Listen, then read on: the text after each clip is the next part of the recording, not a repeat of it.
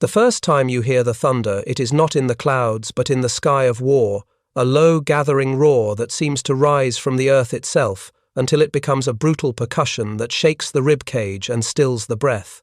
Picture a cold morning above occupied France, the air so clear it looks polished, and a confident German ace smiling behind his oxygen mask as bulky American fighters claw upward toward him. He laughs at their shape, at their size, at the very idea that something so heavy could ever be dangerous.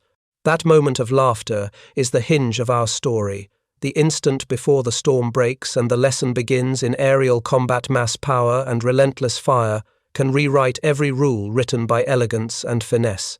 If you enjoy deep dives like this, clear stories, hard numbers rendered human, and the way design, training, and industry converge in the crucible of combat, make sure to subscribe so you never miss the next chapter we build together. On April 8, 1943, high above the French countryside, formations of German Fokker Wolf 190 fighters prowled like wolves waiting to pounce on newcomers. Below them, the American Republic P-47 Thunderbolts were making their combat debut, hauling their 7-ton bulk upward on the thrust of Pratt & Whitney's R2800 double Wasp engines. To eyes accustomed to the sleek lines of Spitfires and nimble Soviet machines, these barrel-bodied Americans looked ungainly, even comic greenhouse canopies perched on fat fuselages, wings that seemed too small, and propellers so vast. They looked absurd. But hidden in those broad wings was a different arithmetic of survival and destruction. Within 18 months, the sound of 8 synchronized Browning heavy machine guns would become the most feared music in German airspace, the so-called flying milk bottles recast as instruments of terror. The numbers were clear even before the doctrine was 3,400 rounds aboard a combined rate of fire of roughly 6,000 rounds per minute, enough concentrated energy that a fighter caught at convergence range could be literally sawn apart in less than 2 seconds. The tactical pivot began in that very morning air, when Major Donald Blakesley, a former Eagle Squadron pilot only recently transitioned from Royal Air Force Spitfires, saw a German formation setting up the perfect bounce and realized instantly that the Thunderbolt could not be flown like the European fighters his men idolized. The Republic machine was a radical departure from the reigning design logic of lightweight turn fighters and quick climbers. It was a high-altitude juggernaut conceived to bring mass power and unbroken fire to a fight conducted in thin air where conventional superchargers wheezed and pilots ran out of options. Those men who climbed that April day would become names etched into aerial history, but at the time they were novices in an unproven machine facing opponents who had been at war since 1939.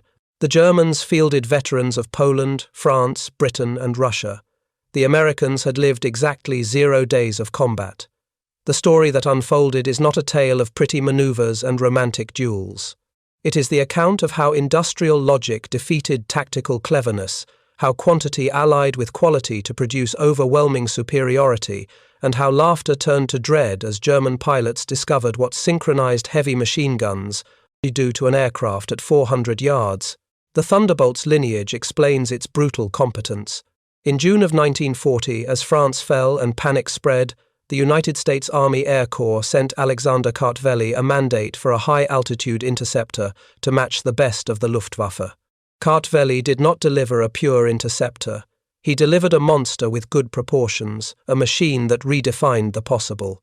The XP-47B prototype, which first flew on May 6, 1941, shocked all who saw it. It weighed roughly 2/3, again as much as its predecessor, the P-43 Lancer.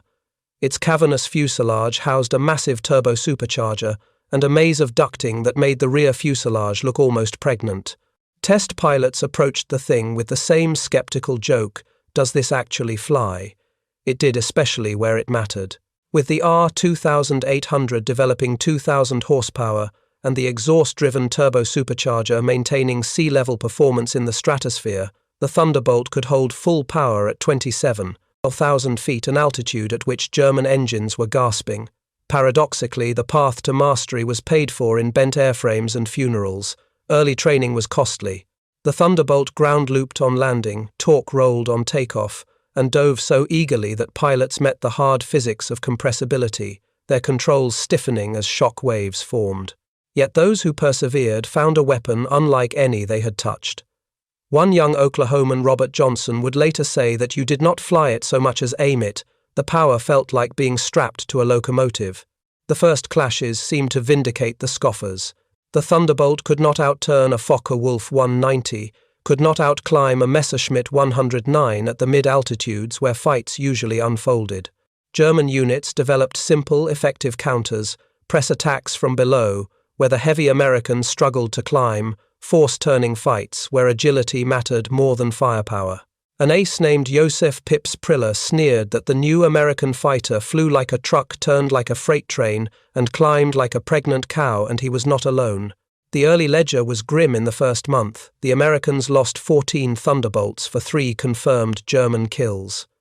Royal Air Force observers in supermarine squads quietly suggested the Americans reconsider their mount. Behind the numbers, however, a pattern emerged that German intelligence did not immediately register. Thunderbolts that did go down endured extraordinary punishment first. One airframe limped home with more than 20 cannon hits and over 100 machine gun perforations, abuse that would have shredded many rivals. The radial engine's air cooling removed the great vulnerability of a liquid-cooled system, and when 8 heavy barrels did find their mark, the results were not incremental damage but catastrophic disassembly. That reality burned itself into memory on June 26, 1943, over the region of Leon. Second, Lieutenant Robert S. Johnson, flying rear in a formation that was bounced from the sun by 16 Focke-Wulf 190s led by Wilhelm Ferdinand Galland, was hit so brutally in the first seconds that his canopy jammed shut and his cockpit filled with hydraulic spray. The cowling was torn away, the instrument panel burned his nose and leg were blooded by fragments, and he could barely see through oil smeared across the windscreen. Trapped at altitude in a damaged ship, he levelled out and pointed toward England, and still the aircraft held together. Then a lone Focke-Wulf found him. The German, whose identity remains uncertain, delivered a full load of 20mm cannon and 13mm machine gun fire into the staggering Thunderbolt, repositioned and fired again and again until his cannon were empty. He pulled alongside and stared young and blond his face, moving from confidence to confusion to something like fear, saluted and departed out of ammunition. Johnson's aircraft landed at Manston with more than 200 holes counted, before the crew chief simply stopped counting. Cannon shells had burst inches from the pilot's head and against the steel armour behind his seat. Control cables were partly severed. Main longerons were shot through. The engine shook itself toward death as it rolled to a stop. The machine had brought its pilot home. American engineers reassessed their creation with awe, and German intelligence, confronted with multiple corroborating reports, grudgingly accepted that the impossible had occurred. By July of that year, the American learning curve bent sharply upward. Lieutenant Colonel Hubert Zemke distilled the doctrine in a few brutal imperatives. Never turn with them, never try to outclimb them at low altitude. Use your weight, use your power, and above all, use your guns. What had seemed disadvantage, mass became weapon. In a dive from 30,000 feet, a Thunderbolt could reach roughly 550 miles per hour, a speed German fighters could not match even vertically. That velocity did not dissipate uselessly. A pilot could convert it into altitude again in a zoom climb that left pursuers wallowing. Captain Walker Bud Mahurin turned this insight into repeatable method. Thunderbolt flights would climb to altitudes the enemy could not comfortably reach, roll inverted when prey appeared below, dive at impossible speeds that made defensive deflection to fire futile, speak with 8 barrels at the base of the dive, and climb out before the opponent could reverse or pursue. Survivors described the effect as an impenetrable wall of lead. Aircraft that entered the convergence pattern did not merely fall, they came apart. The mixed ammunition armor-piercing incendiary with tracer and ball was designed to penetrate and then ignite, and the prodigious ammunition load meant sustained fire for more than half a minute and eternity up there.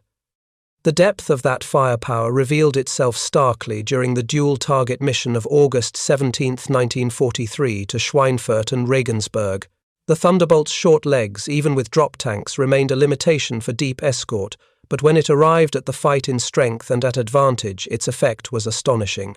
Major David Schilling led a quartet into a formation of twin-engine Messerschmitt 110 destroyers, forming to attack Boeing flying fortresses with heavy guns and rockets. A German gunner later recalled that the Americans came down like hammers from heaven and that his own hits, seen walking across a Thunderbolt's wing, did not even wobble the machine. When the American fired, the aircraft ahead simply came apart. Not a shoot-down, but a destruction. The wings, separating the tail, severed the crew compartment confettied into flashing metal. In less than 60 seconds, multiple German machines were gone. The physics behind that spectacle were straightforward and merciless. Each Thunderbolt carried 425 rounds per gun. Convergence was commonly set at 300 yards, where the 8 ballistic paths braided into a killing cylinder perhaps 6 feet in diameter. Something unfortunate enough to occupy that volume met roughly 100 half-inch projectiles every second, each travelling near 2,900 feet per second, and many designed to burn hot enough to ignite aluminum structures after punching through skin and frames.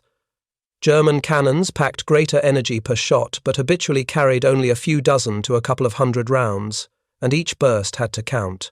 The American proposition was different: saturate the probability space so thoroughly that hit certainty became its own kind of precision. By autumn, the high-altitude equation tilted further. The turbo-supercharged double Wasp maintained rated power up where the air is thin, and German fighters with single-stage or even two-stage mechanical superchargers lost breath beyond 25,000 feet. On October 8, 1943, one of Germany's most successful aces, Hans Philipp, discovered this painful truth. His Focke-Wulf 190A6, formidable at medium altitude, felt heavy and unresponsive when the air thinned. Thunderbolts of the 56th Fighter Group, diving from above 30,000 feet, found him exposed.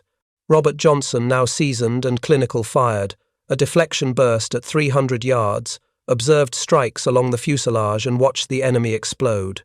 No parachute appeared. The shockwaves from such encounters reached Berlin.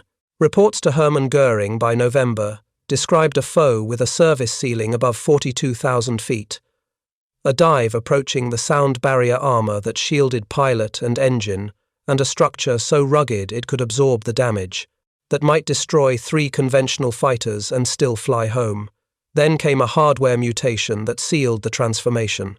In January 1944, the P-47 D-22 arrived with a 13-foot Hamilton Standard hydromatic paddle blade propeller that bit the air like a set of giant oars. Climb rate at sea level jumped from roughly 2,200 feet per minute to about 3,000, with acceleration improved across the envelope, letting pilots build energy in level flight with new confidence. Heinz Nock, a veteran German pilot, recorded the surprise of meeting these fat Americans that had learned to climb and watched a comrade blown apart when disengagement failed. The new propeller changed not only performance but the sound. With blade tips skating at transonic speeds, the Thunderbolt announced itself with a deep, menacing rumble that ground troops learned to recognize from miles away, a sonic omen they called a thunderclap. By March, with external fuel tanks of 108 gallons on each wing or a 75-gallon belly tank, Thunderbolts could escort deep into Germany, drop the tanks, and still fight on terms. Luftwaffe leaders urged their pilots to reach the bombers by punching through the American screen, but that meant flying through stacked layers of Thunderbolts posted from sea level to stratosphere, an increasingly suicidal proposition. Survivors like Günter Röhrl, among Germany's highest scorers, left the fight bleeding and sobered, later describing how the American guns did not chatter in bursts but poured a continuous stream of fire, how being caught in that stream meant instant death. The Thunderbolt's endurance mattered as much as its punch. At altitude, the big radial could loiter, efficiently rotating top cover in shifts, while retaining fuel for combat, and return an economy of presence that wore down any hope of outlasting the escort. When Mustang units arrived in strength to take the longest escorts, the Thunderbolt shifted smoothly into the role for which its steel bones and relentless battery seemed born: fighter bomber. Even before rockets and bombs, the heavy machine guns and their armor-piercing incendiary slugs could penetrate the upper armor of many German vehicles. A 2-second burst put roughly 160 half-inch projectiles into an area the size of a truck. Then came the ordnance.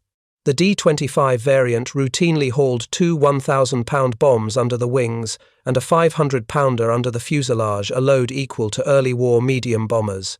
Later additions included rails for high-velocity 5-inch rockets, whose single impacts mimicked 105mm artillery shells. German troops learned to fear the low head-on profile of the Thunderbolt almost as much as its sound. Columns simply ceased to exist under a well-timed pass. The psychological effect was as potent as the physical. Soldiers called them fighter bombers, but the nickname barely captured the reality. They were flying artillery directed by snipers.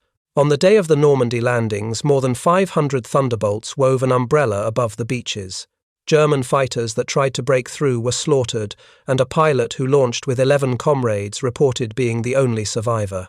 In June alone, the tally of locomotives, trucks, tanks, armored vehicles, and horse-drawn wagons destroyed by 9th Air Force Thunderbolts forced the Wehrmacht to confine much of its movement to the night conceding daylight to the Thunder. The arc we have traced from mockery to mastery, from bulky silhouette to commanding presence, rests on simple pillars, a machine overbuilt to live under fire, a doctrine willing to discard romance for physics, and an industrial base capable of feeding guns that never seemed to run dry, engines that did not gasp where the enemy wheezed, and airfields that could be refilled with factory-fresh aircraft as fast as wrecks could be pushed. Aside. By marrying weight to altitude speed in the dive, to zoom back to safety, and an ocean of ammunition to a geometry of convergence that multiplied lethality, the Thunderbolt turned clear air into a killing ground and laughter into silence, leaving only that unmistakable sound, mechanical, precise, unstoppable, the thunder that does not come from weather at all. Major David Schilling set the tone for what the Thunderbolt would become when he rolled his 4 aircraft into a steep attack against a cluster of twin-engine Messerschmitt 110 destroyers forming to ambush the flying fortress stream. It was the perfect meeting of doctrine and opportunity. From high altitude, the P-47 built velocity like a falling anvil, trading potential energy for speed, until the heavy fighters became impossible targets to defend against. A German gunner who survived would later say it felt as if hammers from heaven were dropped upon them. He had seen his own rounds strike a Thunderbolt's wing without any visible effect, and then he watched an American burst touch off a disintegration so sudden that it seemed less like a shoot-down and more like spontaneous demolition. That was the essential difference. The moment the 8 heavy barrels spoke together, aircraft did not simply descend in flames, they came apart. In 2 heartbeats, a target could go from a complete machine to a scatter of wings, tail, and fragments. The crew compartment turned into bright metal confetti glaring in the sun. In under a minute, multiple German fighters were reduced to wreckage, a tempo of destruction that experienced Luftwaffe crews had never witnessed. The physics that governed these spectacles were simple and merciless. Each Thunderbolt carried roughly 3,400 rounds, with 425 rounds feeding each Browning. Pilots set gun convergence commonly around 300 yards, so that the 8 ballistic paths braided into a compact killing cylinder perhaps 6 feet in diameter. A Luftwaffe machine that blundered into that volume met on the order of 100 half-inch projectiles every second, each driven at nearly 3,000 feet per second, and many compounded to penetrate first and ignite after. This was not merely more fire, it was sustained fire. German fighters often flew with cannon loads measured in the low hundreds of rounds, total sometimes scarcely more than a minute's worth of bursts. The Thunderbolt's battery could maintain continuous fire for well over 30 seconds, which in the compressed time of a dogfight felt like forever. Nor were the rounds homogeneous. Armor-piercing incendiary, with tracer and ball ammunition, were mixed in patterns refined by testing, so that penetration, ignition, and trace met in the right sequence. The tracer did not only aid aim, it choreographed the storm. The effect was captured in Francis Gabby Gabreski's matter-of-fact way. When the 8 barrels met the target, it was not a question of whether the opponent would go down, but how many pieces it would break into. A Messerschmitt could be cut in half, the tail falling one way, the nose and wings another, the pilot never having the time to register what had happened. As the Americans learned to choose the terms of engagement, the altitude band became decisive. From September of 1943 onward, the Thunderbolt's advantage in the high air grew stark. The Pratt & Whitney R2800 was not simply powerful. With its exhaust-driven turbo-supercharger, it could hold rated output where the air thinned and rivals suffered. Above 25,000 feet, many German fighters lost elasticity. Their engines were starved of oxygen, and their controls felt wooden. The P-47, by contrast, reached into the high 20s and low 30s of thousands of feet with unimpaired appetite. In that band, gravity was the Thunderbolt's ally. A squadron posted at 30,000 feet could begin a dive at will-touch speeds that German aircraft could not match, even when pointing straight down, and then convert that speed back into altitude in a zoom that left pursuers flailing. The most chilling proof came with names and dates attached. On October 8 of 1943, Hans Philipp, credited with more than 200 victories and revered within the Luftwaffe, was leading his men near 28,000 feet when the thin air bled the famous Fokker-Wulf of its responsiveness. Thunderbolts from the 56th Dove from above 32,000 feet, and Robert Johnson, already seasoned by fire and survival, laid a deflection burst at 300 yards along the fuselage of a distinctive 190. The enemy exploded. No parachute bloomed. The shock of that loss travelled through squadrons and officers alike. Reports sent to Reichsmarschall Hermann Göring by November described an American fighter with a service ceiling exceeding 42,000 feet dive behavior, approaching the sonic barrier, a windshield of half-inch armor glass, and deflection plates around the engine, and a structural resilience that allowed it to absorb damage that might destroy 3 conventional fighters and still fly home. If the documents were sobering, the hardware that arrived in January of the next year made them scarier. The P-47D-22 brought a 13-foot Hamilton Standard hydromatic paddle blade propeller, whose broad blades bit the air with an efficiency the earlier narrow blades could not match. The improvement could be felt and measured. Climb rate at sea level rose from roughly 2,200 feet per minute to about 3,000 feet per minute. Acceleration improved in level flight, meaning pilots could build and spend energy more flexibly in combat rather than relying only on the vertical. German veterans who had laughed at the fat Americans were forced to revise old assumptions. Heinz Nock wrote in his diary that the big fighters had learned to climb, that when his unit tried to disengage upward, the Thunderbolts came with them, caught a man named Schmidt, and blew him into smoke and fragments. Something else changed, too. The new prop gave the Thunderbolt a voice. With tips nearing the transonic, the blades carved a deep rolling thunder that infantry could identify from miles away. German ground troops had a word for it: thunderclap. The sound itself felt like a threat. Endurance and reach caught up with performance. By March of 1944, wing and belly tanks of 108 gallons and 75 gallons respectively let the Thunderbolt escort deep into Germany. Better still, the paddle blade propeller let the big fighter fight immediately after jettisoning tanks without that sluggish moment of recovery pilots of earlier blocks had learned to dread. The Luftwaffe responded with what doctrine demanded: concentrate on the bombers and try to punch through the escort screen. But that meant flying through layers of Thunderbolts staged from low altitudes to the high 20s and beyond. A gauntlet few survived. Ace Günter Röhl, with hundreds of victories, mostly on the Eastern Front, came away from a meeting with Thunderbolts wounded and shaken, recalling that the American guns did not chatter in bursts but poured continuous streams of fire. Being caught in that stream meant instant erasure. Here, the big radial engine delivered a subtler advantage. Set for cruise at height, the P-47 could loiter with economy, rotate top cover in shifts, and still retain fuel for combat and return. While German fighters fought their engines and their fuel gauges as relentlessly as the enemy, the Thunderbolt stayed weighted and struck again. Then the mission set shifted. As North American Mustangs arrived in strength to shoulder the longest escorts, the Thunderbolt turned to the ground with a focus that made German soldiers name it with a mixture of hatred and awe. Its 50-caliber battery-chewed trucks, half-tracks and locomotives. The armor-piercing incendiary slugs could punch through top armor that had been designed to shrug off rifle and light machine gun fire, and a 2-second burst planted about 160 half-inch projectiles into an area the size of a truck bed. That was before the bombs and rockets. The D-25 variant commonly hung 2 1,000-pound bombs under the wings and a 500-pounder under the belly, a bomber's load on a single-engine fighter. Zero-length rocket stubs followed, and soon pilots were loosing 10 5-inch high-velocity rockets, each impact roughly equivalent to a 105mm artillery shell.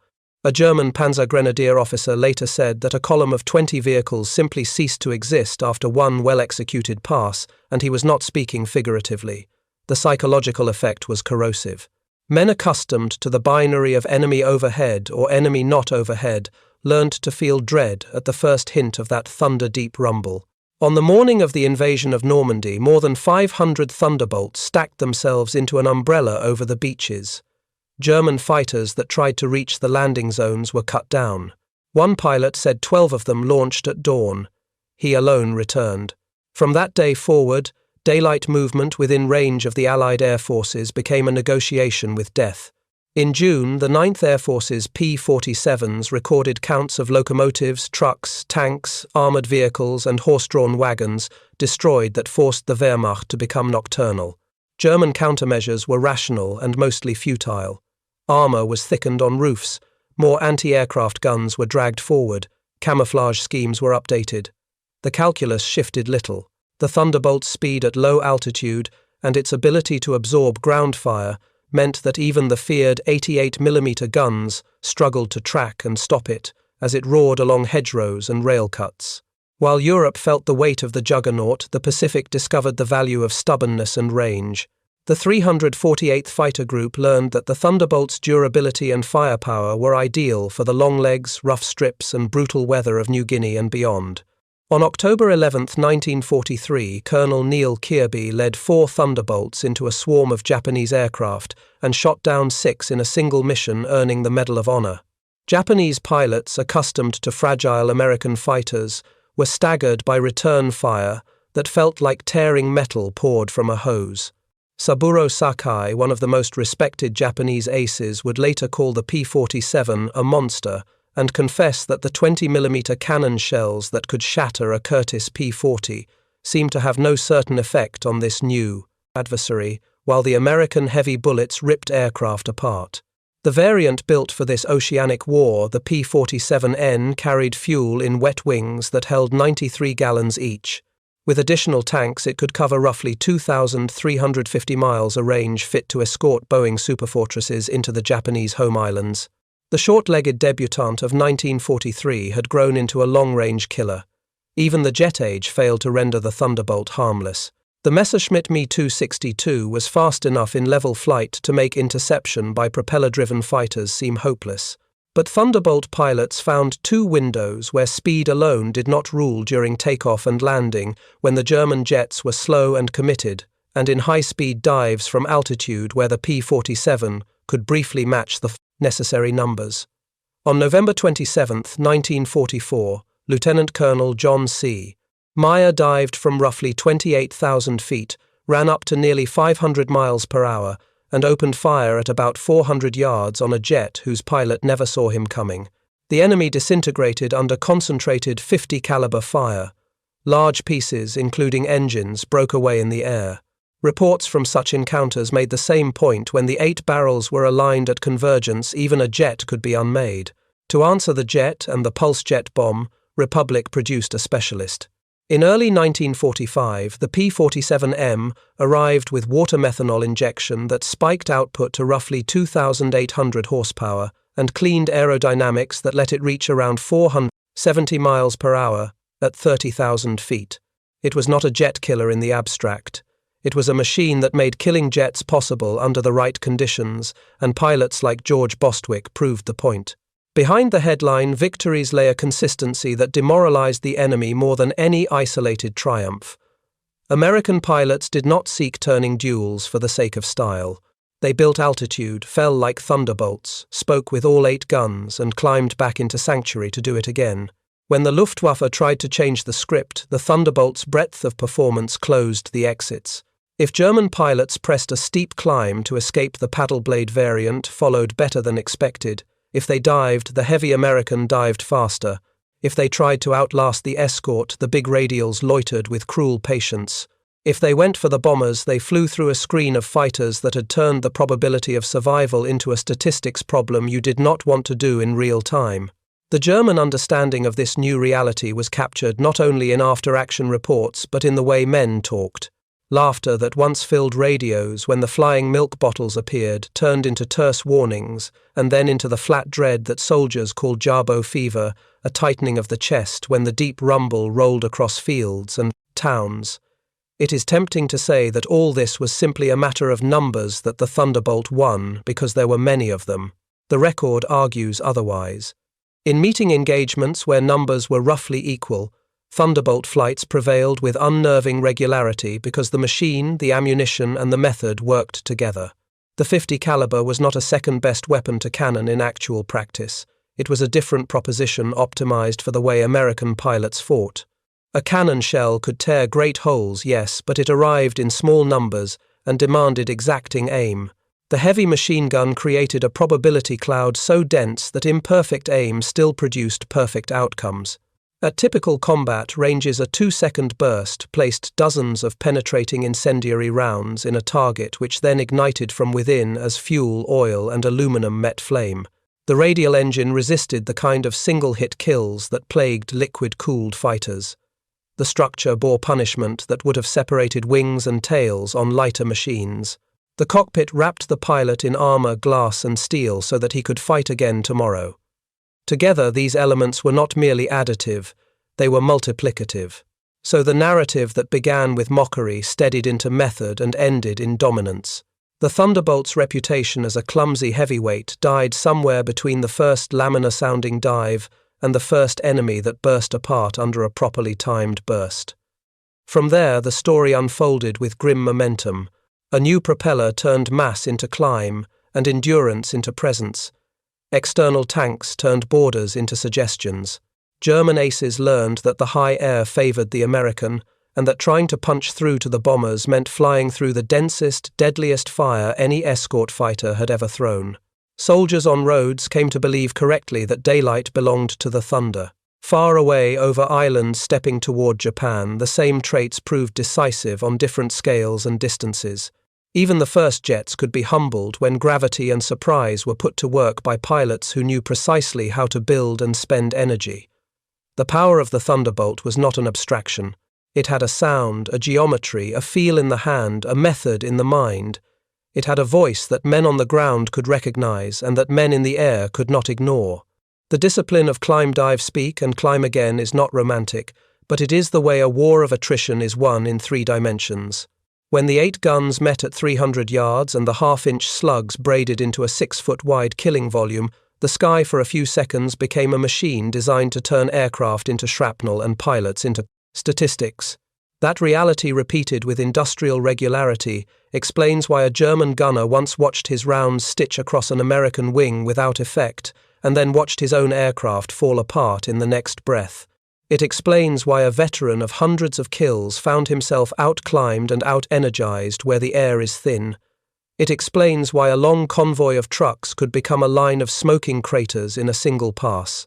And it explains why the men who had laughed first learned to listen for thunder that came with no rain. George Bostwick's report cut through the myth that speed alone would decide the late-war air battles. He described how jets could sprint, but they could not pivot and they could not endure. In one hard, disciplined engagement, he brought down 2 Messerschmitt 262s, not by trying to outrun them, but by trapping them inside the geometry that favored the big American guns. The jets were quick but ungainly in the turn, brittle under concentrated heavy fire, and committed to long, shallow attack patterns that exposed them at the very moments when a patient Thunderbolt pilot diving from altitude, aligning the convergence point and speaking with all 8 barrels could unmake them. Bostwick's conclusion was as blunt as the brow of the Hamilton Standard propeller: firepower over speed. In the right hands with the right method, the P-47 did not need to be the fastest thing in the sky. It needed only to be the most certain. The calendar turned, and with it the Luftwaffe made its last great gamble. On January 1st of 1945, during the operation, the Germans, called Bodenplatte fighters and fighter bombers, swept low over Allied airfields in a desperate attempt to cripple the umbrella that guarded the armoured, spearheads slashing across northwest Europe. At a field designated Y-34 home to a group of Thunderbolts, the first rush of attackers achieved the shock that surprise buys. 22 P-47s burned on the ground. Among the prisoners brought in was a German who pointed at the flames with a smile that mingled triumph and relief. At last they had struck back where it would hurt. Major George Brooking understood what would truly hurt. He pointed down the line at crews already pushing wreckage aside and laying out chocks and hose and tools. "Tomorrow we will have 40 new ones," he said. "How long will it take you to replace your pilots?" The taunt landed like a brick wrapped in velvet. 2 days later, the promise looked like prophecy. Fresh Thunderbolts, still smelling of preservative and primer, filled the flight line. The larger reckoning was terminal for the attackers. Bodenplatte cost the Luftwaffe 271 aircraft and 213 precious pilots, many of them instructors and leaders that no system, however disciplined, could manufacture in a few weeks. The Americans lost airplanes, the Germans lost the irreplaceable. That exchange, broken machines for broken cadres, illustrated the clearest asymmetry of the air war industrial depth and the time value of skill. Republic Aviation would ultimately build 15,683 Thunderbolts, the most numerous American fighter of the war. At the peak, the Farmingdale plant on Long Island sent one P-47 out the door roughly every hour around the clock. The Evansville plant in Indiana, raised in a single year on ground that had grown corn, turned out a river of machines measured in hundreds per month. Each Thunderbolt was a cathedral of parts and processes, 65,000 individual pieces. 8 miles of electrical wiring, 2,000 pounds of aluminum, 300 pounds of rubber, an engine composed of 2,400 precisely machined elements fitted to tolerances measured in the neighborhood of 1,000th of an inch. The miracle was not the absoluteness of the tolerances, but their reproducibility under wartime pressure. America did not merely build complex machines, it built the means by which complexity could be repeated. Ammunition was the music sheet for Roosevelt's piano, and the arsenal kept the instruments tuned. By the middle of 1944, the consumption of 50 caliber rounds exceeded 10 million per month. Lake City Arsenal alone manufactured on the order of 30 million cartridges every 30 days, each inspected and gauged to tolerances that reached toward 1/10,000th of an inch for critical dimensions, because a jam at altitude was not an engineering abstraction but a pilot's silence forever. The result of this discipline was not just quantity, it was confidence. The 8 synchronized Brownings fed, fired, and ejected with metronomic regularity in thin, bitter air, in diving compressibility in the tremor of high-G pullouts. Sustained fire was not a theory, it was the pulse of survival. Fuel bound the airplan to the seaplan. A single Thunderbolt burned roughly 100 gallons each hour on patrol and could burn 300 gallons in the violent minutes of combat when water injection transformed octane and boost into thrust and heat. The 9th Air Force alone drank more than 25 million gallons in an average month late in 1944. Tankers, pipelines, drums on flat cars and jerrycans in mud served as capillaries of an industrial heart that beat from Texas refineries to hedgerow strips in Normandy. Steel hulls, cut and welded on lines that felt like something out of a fable in their scale, carried the fuel rivers to depots raised behind the lines by men who knew that the true front was not only where tracers crossed the sky, but also where hoses met couplings and meters ticked. Yet there was another American system as decisive as the supply of machines, guns, and gasoline, and that was the factory of pilots. In 1944, the United States graduated roughly 30,000 pilots from advanced training. The Thunderbolt centers did not accept the romantic myth of the natural flyer. They built proficiency deliberately. A new P-47 pilot logged a minimum of 400 hours before combat, including a century of hours in advanced fighters. He flew in formation until the formation became a moving geometry in his inner ear. He shot at toed sleeves, learning deflection, not as a story but as a habit. He trained under instruments until cloud became comfort instead of fear. He read technical manuals until the cockpit and its systems became an extension of his hands and eyes. Eugene Roberts, who arrived in England with 420 hours and roughly 75 in the Thunderbolt, described watching gun camera film like a carpentry apprentice studies a master's joints where the line was held, where the burst began, how the enemy broke, where the pilot corrected, where he held his nerve. By the end of the war, many German pilots had less than half the total time before seeing combat that Roberts had, and they had done much less of it on the actual type they would fly in anger. Training made pilots predictable to each other, and predictability is the soil in which tactics grow. Those Thunderbolt units entered combat with a shared doctrine that governed climb schedules, attack angles, burst lengths, split-second communication, and the decision points at which a leader would call off a fight and reclimb. That discipline welded to a machine that could survive mistakes and answer with brute force turned equal numbers into unequal odds. The statistics that historians quote are not trophies so much as summaries of all the uncinematic tasks performed flawlessly. The 9th Air Force, primarily equipped with Thunderbolts, flew 213,873 combat sorties, dropped roughly 120,000 tons of bombs fired on the order of 113,008, 35 million rounds, and launched about 60,000 rockets. In the air-to-air ledger, the P-47 achieved a kill ratio better than 4-1. In the fighter-bomber role, it maintained the lowest loss rate among Allied aircraft performing that murderous work. Those numbers glitter, but they also conceal a cost. Against the Western Allies, the Luftwaffe lost approximately 28,000 pilots killed. Many had survived years of war only to be erased by the concentrated heavy fire that the Thunderbolt carried to altitude and down into the weeds with equal aplomb. For men entering combat late in the war, the average German fighter pilot logged less than 30 hours before combat. The average Thunderbolt pilot carried more than 200. No doctrine can dismiss that arithmetic. If you want to see understanding mature in real time, read the interrogations captured as the war ground toward its end. In April of 1943, German assessments described the big American fighter as large and unmaneuverable, inferior in most performance measures except dive speed. The threat rating was minimal.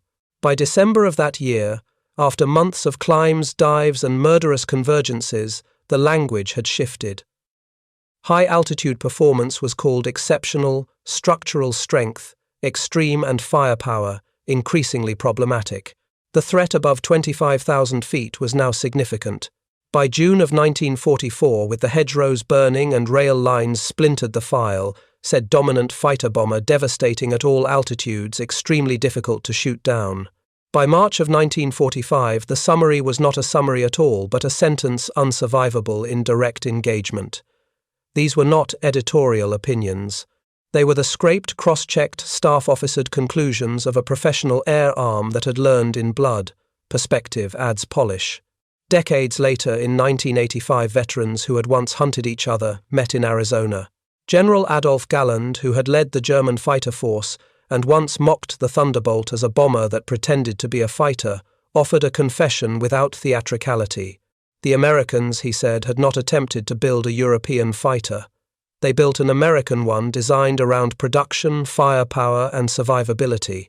After the war, he flew a Thunderbolt and understood in his hands what he had learned the hard way in command power that felt like climbing while falling upward, visibility that let a pilot own his surroundings, controls that were deliberate but precise, the sense that the cockpit was a refuge armored around the pilot's life.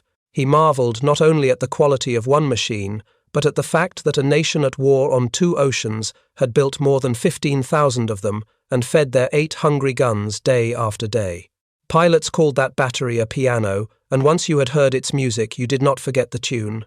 Production numbers and kill ratios settle arguments, but they do not capture the texture of what the Thunderbolt changed.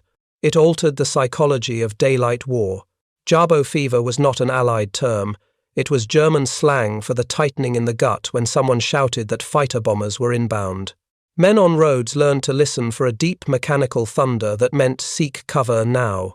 Tired pilots facing yet another escort learned that the top of the sky was not a sanctuary, but the place where the big American waited to begin the geometry that ended with a strobe of tracers and a contrail of debris. New boys like Klaus Brettschneider, who flew a single mission in the spring of 1945, encountered 4 Thunderbolts diving in formation and survived a dozen seconds before his world became fire and wind and then a chute. Below him, the rest of his staff died in under a minute. It is easy to make that anecdote melodramatic. It is hard to grasp without dwelling on it how many times scenes like it unfolded. The Thunderbolt did not win with romance. It won with repetition. The airplane itself explained this outcome as much as the vastness of America's factories did. Built to live, it gave pilots second chances that other fighters did not. Wrapped in steel and glass that stopped cannon shards, and with a radial engine that did not bleed out when a single line was cut, a Thunderbolt could take insult after insult and still bring its pilot home. The 8 guns did not merely damage, they decided. The convergence at roughly 300 yards braided a killing cylinder about 6 feet wide. A pilot trained to hold that distance and that lead angle for 2 seconds delivered a verdict that even jets could not appeal. The paddle blade propeller transformed weight into climb and acceleration, turning the supposed vice of mass into a compounding virtue, more speed in the dive, more altitude in the zoom, more control over when to be present and when to be absent. The fuel system and the belly and wing tanks turned the map into a canvas rather than a set of fences. The maintenance regimes and spare part flows turned bad luck into a scheduled repair instead of a grounded squadron. And the training forged individual skill into a collective method that multiplied every mechanical advantage by the number of airplanes in formation. In that sense, the Thunderbolt was the airframe expression of a national style. It did not pretend to be the knife fighter's perfect blade. It was a hammer that struck where it wanted, when it wanted, as many times as necessary until the problem ceased to exist. It began as a punchline. It ended as a premise: build the thing that lives under fire. Teach men a method that makes physics serve, will and feed, both with a river of parts, fuel and rounds that never quite runs dry. What the German pilots glimpsed in April of 1943 as an ungainly silhouette climbing clumsily toward them had by the spring 2 years later become an omen. You could laugh at the shape, but you could not laugh at the sound. And once the 8 guns began to play, the sky itself seemed to harden into a machine that did only one thing, and did it with dreadful industrial certainty. The Republic P-47 was more than a machine. It was a philosophy rendered in aluminum, steel and sweat, the industrial creed of a nation that believed in excess, as insurance in strength, as elegance, and in engineering as a moral argument. Every beam, bolt and bracket seemed to declare that survival was not an accident but a designed feature. The main wing spar could bear 40,000 pounds of stress before deforming. The engine mount tolerated 12 times the force of gravity in violent maneuvers. Twin redundant control cables ensured that a single bullet could cripple neither aileron nor rudder. This was not redundancy as waste. It was redundancy as mercy, a calculated refusal to allow chance its usual share of the battlefield. In the Republic drawing rooms, Alexander Kartvelli's team had conceived not the lightest fighter, not the most graceful, but the one least likely to die when physics and war conspired against the man in the cockpit. That stubbornness was the American soul written in rivets. The internal systems spoke the same language of overbuilt reliability. The ammunition feed used 8 independent boxes, each with its own electrically driven belt motor. Heated gun bays prevented freezing at high altitudes, while electrical boosters kept the ammunition moving even during extreme G-loads. Each Browning M2 machine gun could be serviced individually, loaded separately, and adjusted to converge between 150 and 400 yards, depending on the pilot's preference. This mechanical choreography meant that even a single jam would not silence the orchestra. If one gun faltered, 7 others played on. Engineers were not chasing minimalism. They were chasing certainty, the guarantee that when a pilot pressed the trigger, a storm of metal would answer every time. Critics both then and now sometimes dismissed American air superiority as a simple consequence of numbers: more planes, more pilots, more fuel, more everything. But the gun camera reels and the combat reports tell a story that complicates such arithmetic. Engagements fought on roughly equal terms between comparable numbers of aircraft repeatedly produced American victories. The cause was not luck or quantity, but probability made physical. In direct comparison, the half-inch Browning proved a more efficient killer than the 20mm cannon once total ammunition load and hit probability were considered together. A cannon shell might obliterate with one hit, but there were far fewer chances to land that hit. The Thunderbolt's hundreds of available rounds multiplied opportunity until advantage became statistical inevitability. In combat, it was not the size of a single blow that mattered. It was the relentless certainty that blows would land at all. Film from gun cameras made the math visible.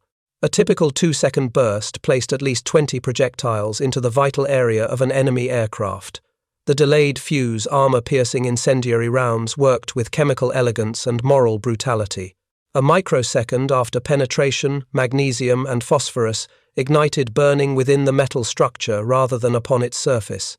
Aluminum melted fuel and oil atomized oxygen fed the inferno, and the target disintegrated from the inside out. German cannon fire, by contrast, often produced visually spectacular hits, blossoms of flame and shards, but these flowering explosions sometimes consumed only outer skin and left internal structures momentarily intact. The American rounds, smaller but infinitely more numerous, were surgical in their violence. They did not decorate the sky, they decided it. The P-47 thus became not only the heaviest single-engine piston fighter mass-produced in history, but also the one that carried the heaviest truth about what war had become.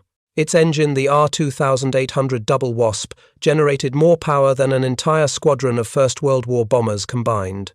Its 8 half-inch guns, each capable of firing more than 800 rounds per minute, delivered a fire density greater than that of a platoon of infantry armed with Browning automatic rifles.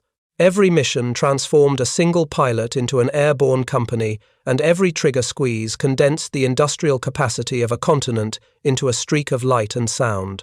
That this marvel of complexity could be produced in quantity bordered on the miraculous.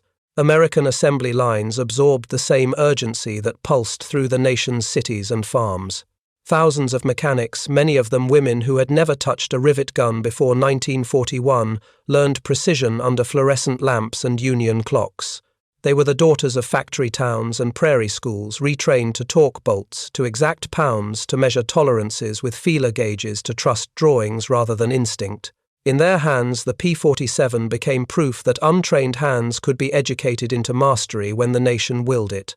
And on the airfields of England and France, the boys of 18, as they called themselves, climbed into these over-engineered monsters and made them sing.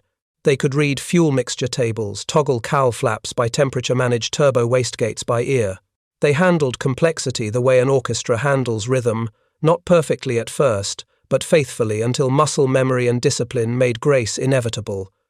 Across the lines, the tone of German conversations shifted. What had begun in laughter, the clumsy American cow, the airborne bathtub, the flying milk bottle, ended in a sort of hushed respect tinged with something colder.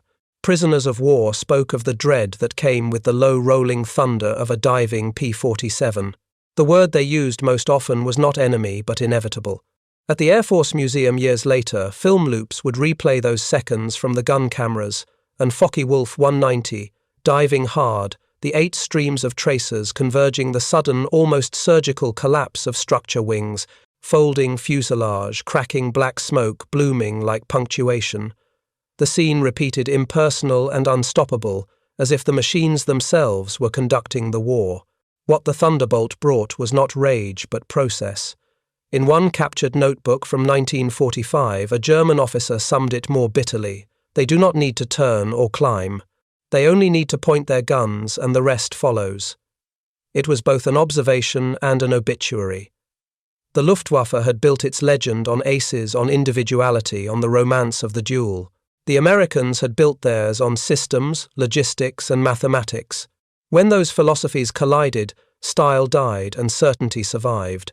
The laughter that had once greeted the sight of the stubby American fighter faded with each funeral, until the sound that filled the mess halls was not derision but silence. By the spring of 1945, the joke had become judgment. The Thunderbolt had entered the war as a punchline and exited as an extinction event. It rewrote the physics of dogfighting and the economics of attrition. 8 machine guns fired not in bursts of desperation, but in calculated precision had rewritten the rules of aerial warfare. Beneath the rain of lead, the Luftwaffe, once the most feared air arm in the world, found itself not merely outnumbered but out-evolved. The American pilot no longer needed to be the artist with the perfect loop or the instinctive deflection.